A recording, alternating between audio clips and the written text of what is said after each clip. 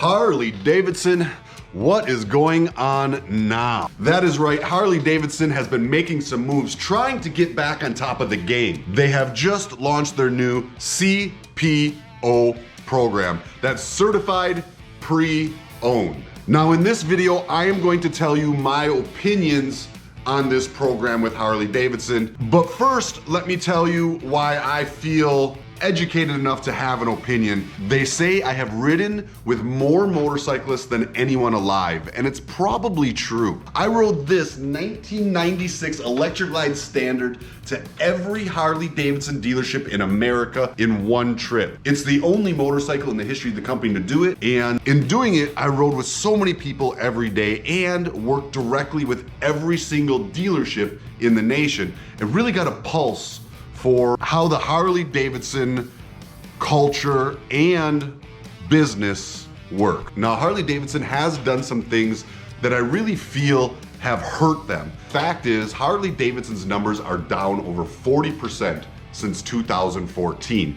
That is a big decrease, and I think they should contribute a lot of that to some of the decisions that they've made. Things like supporting basketball teams and major sports and spending marketing budget on those types of things. I don't think anybody gets excited about riding because they see the newest, latest rapper get a free motorcycle from Harley Davidson. I just don't think that's what their culture is inspired by. I think their culture is inspired by seeing the fun and the excitement and the community that Harley Davidson offers. I mean, that's how they built such an iconic brand to start with. The originators of this company were engulfed in the motorcycle community. They weren't just a corporation trying to figure out how to sell bikes. They were people who had passion about motorcycles, and that conveyed into an audience and created an entire culture.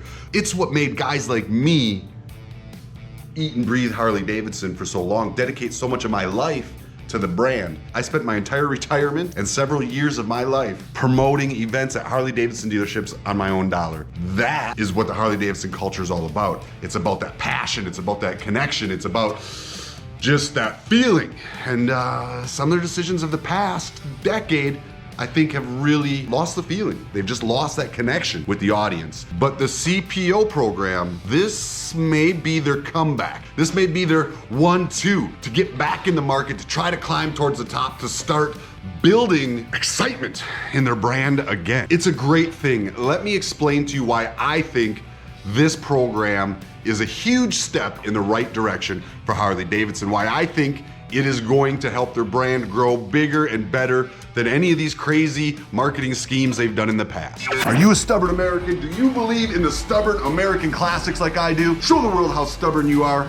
Stubborn American hats. We've got the Stubborn American t-shirts, hoodies, stickers, and patches. You can show the world how stubborn you are on my website, adamsandoval.com. Number one, this program is designed to finance used motorcycles directly through Harley Davidson. These motorcycles are certified pre-owned motorcycles that Harley Davidson will personally give you a loan on. That means not going to outside sources to try to get approved and financed. The motorcycles, in order to qualify for this program, need to have 25,000 miles or less. I think that's a good thing. I think that is a good amount of miles on a Harley Davidson, and you should still have a reliable motorcycle you can ride and enjoy. They also need to be 5 years or newer. I also think that's good, keeps the technology up. But that in-house financing through Harley Davidson is the big key here, because there's a lot of young riders.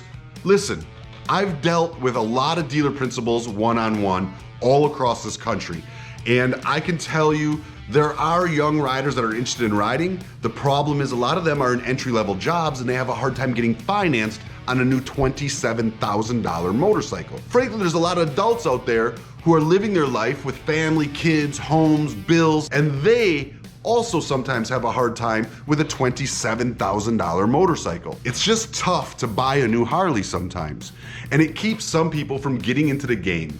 And frankly, the more people get in the game, the bigger the culture expands, and the better it is for all of us. I just think it's important. This is allowing younger riders to get into riding Harley Davidsons. This is allowing even seasoned riders who want to maybe upgrade from an older, 1996 model to something a little bit more current. It's allowing them to do that. It's keeping the blood alive. This, my friends, is a good move. Harley Davidson, this is the type of decisions you need to be making. To top it off, they're gonna give you a warranty on this motorcycle up to 12 months, which means you're going to be riding on that road for at least a year when you buy this bike. This is all good stuff. This program across the board is a home run for Harley Davidson. I see this impacting their next 10 years in a very positive way. Like I said in the title, they are indeed killing off a few of their motorcycles for all of eternity, never to be seen again in new production. These motorcycles are the Street 750, the Street Rod, and the Street 500. Now they have already killed the production on these motorcycles. It's not something they did with the launch of this program, but they were done because of this program. Those were their entry-level motorcycles they tried to sell to the young kids, and now they've taken an approach of just trying to get the young kids in used classics. It's a smart strategy. Trying to create motorcycles to appeal to the new generation, I personally think is just a mistake for Harley Davidson. Look, they've tried it several times and never with success. You know, the Buell, the Rocker, the V-Rod, and the V-Rod. Can we talk about that for 1 second? Harley Davidson, listen, you wanna give a performance motorcycle to your customers. So you put in a big horsepower engine, you design it with Porsche, you're all excited about this engine, and then you put a huge back tire on it, you rake out the front end, and you put forward controls. That is anything but a performance motorcycle. It's gonna handle like but you're just trying desperately to reach these new riders. Go back to the old style.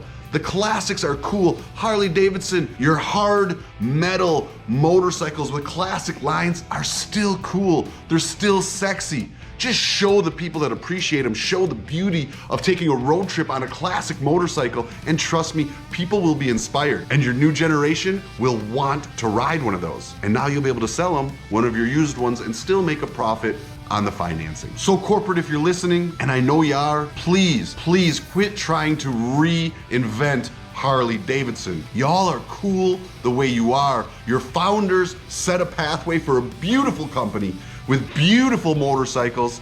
All you gotta do is stand behind the people that show those to the public, and you will create a new wave of following like you can't imagine. So there you have it. Their latest attempt at new motorcycles is dead in the water. It's done. They've discontinued it. I say their latest. I guess their latest is the Pan America. I think you'll find the same results with the Pan America. 5 years from now, 10 years from now, that bike will no longer be in production because they're trying to take the Harley Davidson brand and create a motorcycle in a very competitive market where, frankly, the people dominating those markets are crushing it. BMW, KTM, Husqvarna. These are companies that crush the dual sport off-road market. And for Harley Davidson to come in and think they're gonna take a piece of that share, probably not gonna happen. What you're gonna do is you're gonna turn some of your existing customers onto a new style of riding where you're not the top dog, and they're gonna end up trading their bike in and buying one of those eventually, and now you've lost a customer. Stick to the classics, Harley.